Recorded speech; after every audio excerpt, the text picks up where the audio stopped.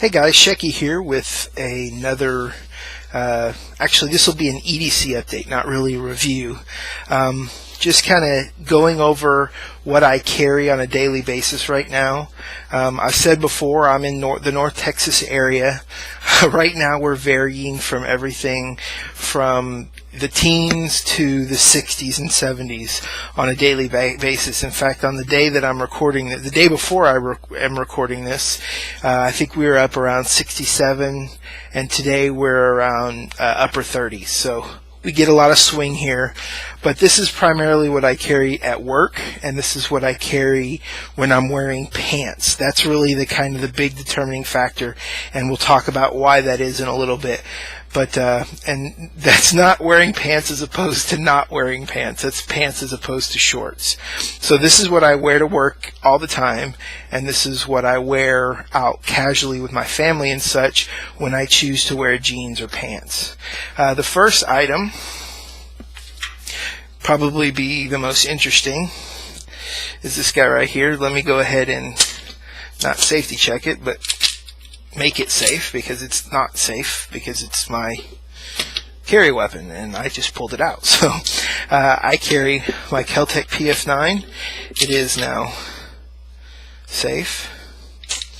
Oh, there we go. This has just been an incredible pleasure to have. I love carrying it. I love shooting it. It's a little bit abusive to shoot, just because it is a smaller framed 9mm, and it is, like I said, 9mm being a full-size load. It is a little kicky, but it's definitely manageable. And considering it's not the gun that I'm shooting, at the range for 600 rounds, a day, it's definitely something I can enjoy shooting. And full magazine, +1. I carry +1 in this configuration that I'm showing you today, which this is 7 in the magazine and then 1 in the pipe. And I'm going to show you what I carry first, and then I'm going to show you how I carry it, because to me, at least for me, that's kind of the most intriguing part. If you're looking, if you have access to purchase a Kel-Tec PF9, I absolutely cannot recommend it more highly. I have had this gun for, I'm going to say, probably close to 1,000 rounds. Maybe 700, maybe closer to 700 rounds.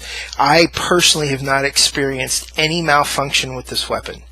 I've had other people who I suspect were limp wristing it or soft wristing it, whatever you want to call it, and they did have failure to feed. But you have to know how to shoot a smaller semi-auto. You can't absorb all the kick. You have to resist it to get the proper slide snap to strip off the next round.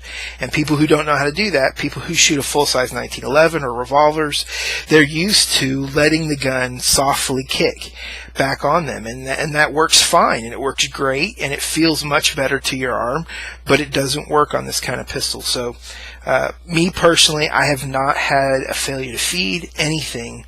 No stovepipes, no failure to feeds, no failure to ejects at all. This gun has operated since I bought it and took it out of the box 100%. So I cannot recommend this enough. I mean, I don't want to do a review, but I mean, that is just an incredibly narrow pistol for a full caliber 9mm pistol. I wish I had my Glock here to compare it to, but I don't have it with me. A good sight picture, good full sights, which again, my wife carries the Ruger LCP, and my biggest gripe about that thing is it has no sight picture. You just kind of point it in the general direction you want it to go bang, and you pull the trigger. This has a true sights. I can reach out a little bit further with it. Of course, smaller sight radius, I'm limited, but in general, accurate gun.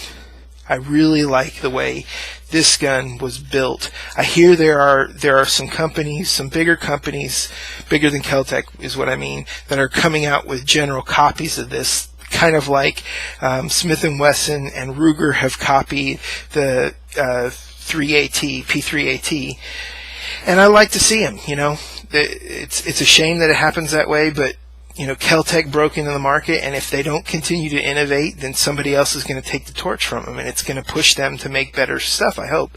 But for right now, this gun to me is unparalleled as far as concealed carry goes. Alright, next, kind of on a related note, second full magazine. That gives me 15 rounds total, which if I can't do the job in 15 rounds, I probably couldn't do the job anyway. I'm probably dead already if I haven't done the job. Something that I've alluded to on several occasions, and I like to hear the fact that Cutlery Lover, who's much bigger than me, has a much larger audience than me, is also starting to espouse, is if you carry this, you should also carry this. Now, this is not a pen.